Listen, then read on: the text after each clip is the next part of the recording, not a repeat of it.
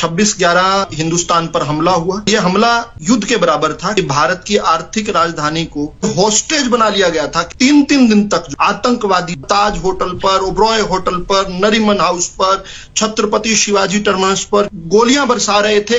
रक्त रंजित कर दी थी मुंबई की जमीन।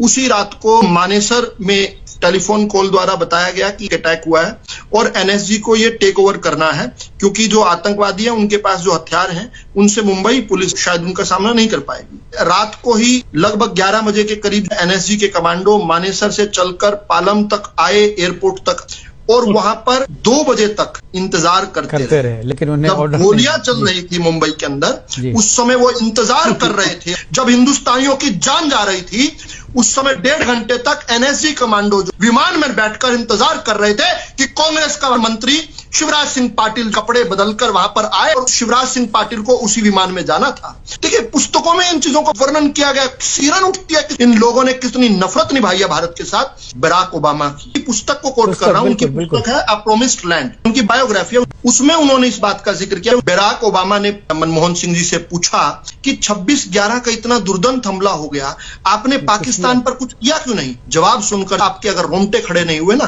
तो आप भारतीय नहीं हो सकते। जवाब मनमोहन सिंह ने यह दिया कि अगर हम पाकिस्तान पर हमला करते तो इसका अगले साल जो 2009 में चुनाव होने वाले थे, बीजेपी फायदा उठा लेती, मुस्लिम विरोधी माहौल बन जाता भारत में। अरे इस प्रकार से इन लोगों ने नोचा है। अगर आप कांग्रेस वालों से नफरत नहीं करते ना जी, तो आपके अंदर सहिष्णुता का एक सेल फालतू है। 20 जुलाई 2010 को मनमोहन सिंह जो अमेरिका के एम्बेसडर, उस समय के एम्बेसडर थे टिमोथी रोयमर, उनके लिए जो एक लंच होस्ट करते हैं, उस लंच के अंदर राहुल गांधी भी आते हैं। टिमोथी रोयमर ने राहुल गांधी से पूछा कि लश्कर तोयबा कितना बड़ा थ्रेट है भारत के लिए।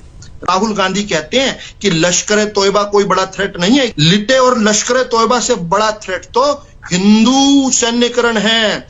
विकीलीक्स में जो इसका खुलासा, मुंबई के तत्कालीन ज्वाइंट कमिश्नर थे राकेश मारिया, उनको केवल कंट्रोल रूम में सब इंस्पेक्टर लेवल का काम था, वो करने के लिए रोक दिया गया। और जिस व्यक्ति ने रोका उसका भाई कांग्रेस की सरकार में मंत्री था। उसी व्यक्ति ने बाद में एक पुस्तक लिखी जो अजीज बर्ने की उर्दू संपादक ने रिलीज की कि आरएसएस की साजिश थी।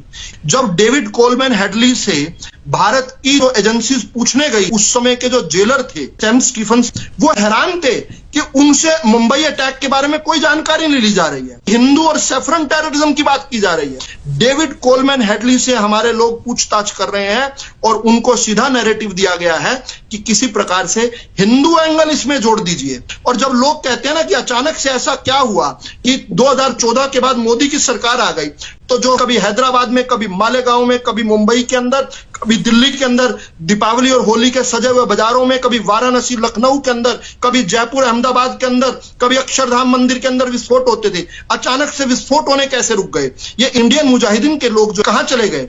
तो इसका जवाब यह है कि इंडियन मुजाहिदीन को स्लीपर सेल का काम जो सत्ताधारी कांग्रेस पार्टी कर रही थी, इसके ऊपर भी जो जांच होनी चाहिए। हिंदुस्तानियों के गुनहगार है ये खून लगा हुआ है पंजे पर। हिंदुस्तानियों के रक्त पिपासु गिद्धों ने खून पिया है।